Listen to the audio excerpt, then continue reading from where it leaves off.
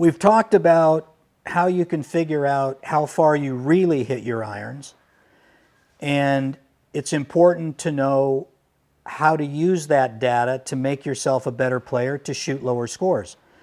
So here at the Academy, when we're training our players, we try to make sure that they incorporate these numbers, this data, into their mental approach on the golf course.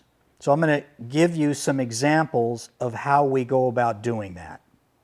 So these are my numbers here, and what I want to do is talk about how I use those mentally on the golf course to make sure I avoid trouble and avoid my big mistake. Typically, a golf course is set up with 6 pin placements on the back of the green, 6 in the middle, and 6 toward the front.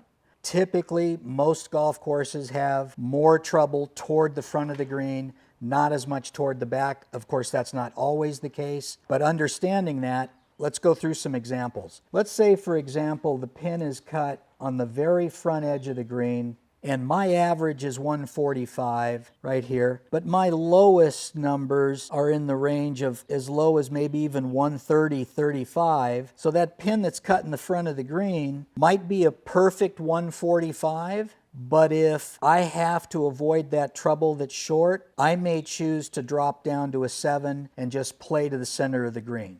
Conversely, if the pin's cut in the back of the green, I know I can hit an 8, a maximum of about 149.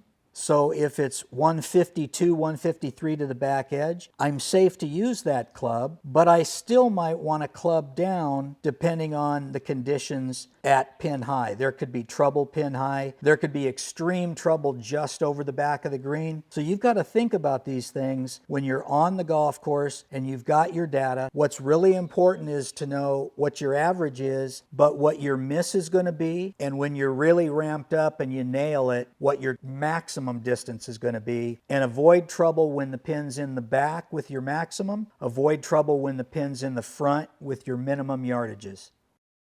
So in collecting the data that tells me what my average distances are, the information has also showed me what my misses are, my minimum yardages, and my maximum yardages. Those become very useful pieces of information on course management depending on the location of the flag on the green and my conditions. So using some examples, let's say, for example, the pin is cut in the very front of the green, okay? And it's a perfect 145 to the flag. You would think I would just grab an 8-iron. Maybe that's the case. But since my miss with an 8-iron is more like 133 to 35, if there's a bunker in front of the green at 140, I'm going to grab my 7-iron and just play to the middle of the green. Likewise, if the pin's cut in the back of the green, once again, say at 145, knowing that my average is 145 with an 8, but my maximum is closer to 150, if that pin at 145 has extreme trouble right behind it, I don't take a chance that I might hit that flush 150 shot. I'm going to drop down to a 9-iron, play to the center of the green, and go ahead and putt back to that difficult pin in the back. So when you're using your data for course management purposes, remember to use not just your average, but your minimum and maximum yards for those clubs.